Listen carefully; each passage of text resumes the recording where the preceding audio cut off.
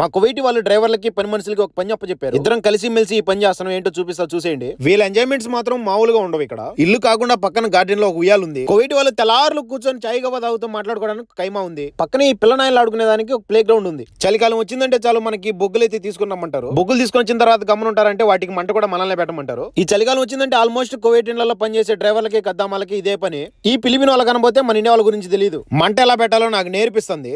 పెద్ద పెద్ద కొంపలకి అగ్గి పెట్టే మన వాళ్ళకి ఈ బొగ్గిలకు అగ్గి పెట్టడం ఒక లెక్క కాదని చెప్పేసి ఆ అమ్మాయి తెలియదు. పక్కన నిలబడుకొని అలా ఊంపు ఇలా ఊంపు అని చెప్పి నేర్పిస్తుంది నాకు. ఈ బొగ్గులన్నీ మండుకొని అగ్గి అయిన తర్వాత తీసుకొని కైమాలో పెడతారు, చలిగాంచుకుంటారు అనమాట అందరూ చుట్టూ కూర్చొని. ఈ వీడియోలో ఉన్న ఫిలిపిన్ అమ్మాయిని ఆల్రెడీ మీరు చూసే ఉంటారు. మా మేడం వాళ్ళ చెల్లెల ఇంట్లో పనిచేస్తుంది. తను చాలా మంచిది. ఒక ఫ్యామిలీలో అన్న తమ్ముడిని ఎలా చూసుకుంటుందో అలా చూసుకుంటుంది నన్ను. అర్ధ గంట సేపు ఊపి ఊపి నల్లటి బొగ్గుల్ని ఎర్రగా మారి మంట పుట్టేలాగా చేశా. ఎలాగో మేడం వాళ్ళు ఇంట్లో లేరు కదా అని చెప్పేసి ఆ మంట దగ్గర కాసేపు చలిగాంచుకున్నాము. వీళ్ళు బుక్ చేసుకున్న ఇల్లు ఆ కైమా ఎలా ఉంటుందో చూపిద్దాం అని చెప్పి ఒక వీడియో చేసా. ప్రొఫైల్ కింద ఉంది చూసేయండి. ఈ వీడియో ఎలా ఉందో కామెంట్ చేసి ప్లీజ్ లైక్ అండ్ సబ్స్క్రైబ్. ఉంటా బాయ్.